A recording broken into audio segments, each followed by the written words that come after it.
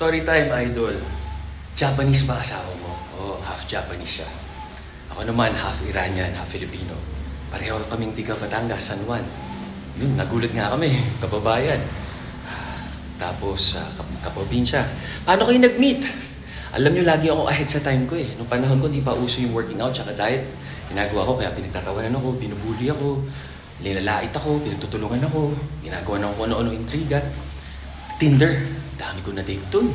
Yung mga na-date ko dun, hindi girlfriend material. Pag hindi ko minessage sa Tinder, kahit nag-match kami or nakita kami, kasi hindi ko naman, alam ko kasi gusto ko seryoso, ayoko yung lokohan, laro-laro lang, tanda na ako eh. Nagagalit kung ano-ano sinasabi, check boy ako, ganito, ganyan. Hindi na na-meet ko si wifey, sabi ko, wow, ang bait. Tapos yun, date kami ng matagal, pinakasalan ko na. Ayun, so may forever sa Tinder. Kahit saan naman, basta match kayo. Tama kayo, mali ako, not your doctor, do what works for you. Happy, healthy!